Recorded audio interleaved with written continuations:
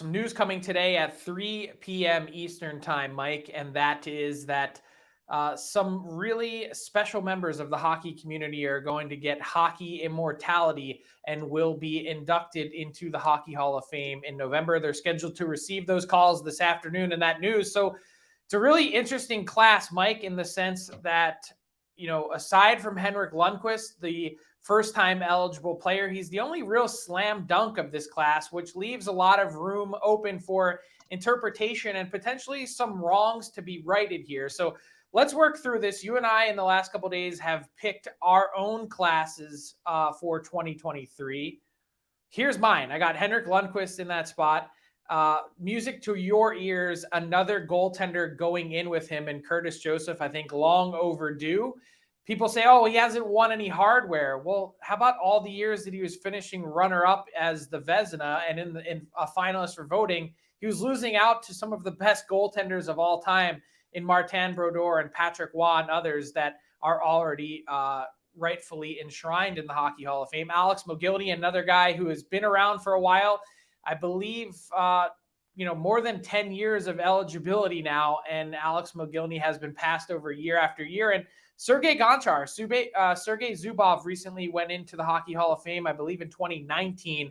Gonchar's career, I think, is slightly better than Zubov, and two guys kind of cut from a pretty similar cloth to really smooth skating defensemen who were significant offensive contributors at a time when they also mostly played in the dead puck era. In the builder category, I've got David Poile, someone who is retiring and stepping away from the game after 39 years consecutively as an NHL general manager. Quite literally helped build the Nashville Predators from scratch. Don't get much more of a builder than that. And in the women's hockey category, I've got Caroline Ouellette, who, is one of the most decorated players of all time and has also been passed over as well. What about you, Mike? What say you?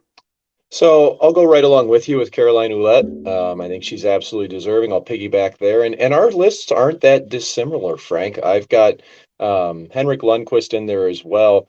And look there's a lot of goaltenders. Curtis Joseph, Mike Vernon.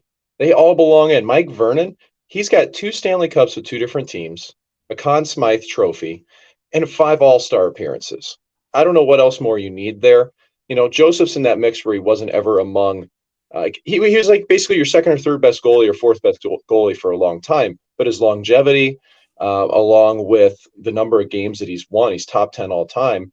So those matter to me. I think they belong in. My builder, that's the interesting category. I've got Kevin Collins, who's actually an official here in that category. I mean, this is a guy who worked 2,400 NHL games, 4 Canada Cups, 12 Stanley Cup finals, Frank. He should be in the Hall of Fame along with Francois Allaire, who really was the first goalie coach to knock the door down in the NHL and create a systematic approach to the position. Came in with Patrick Waugh and the Montreal Canadiens, 1984, from the Sherbrooke American League team up to the NHL, won Stanley Cup. So my list is a little bit varied. It's very goalie heavy because I think that there's some wrongs that need to be right there. But Alex Mogilny has to be in this year. There's no denying this guy over a point a game, as well as an NHL, as a Stanley Cup with the Devils. He's been long overdue. Only 13 goalies have been elected since the post-expansion era began in 1967. Just an incredible number to think about for what I believe is the most important position in the sport.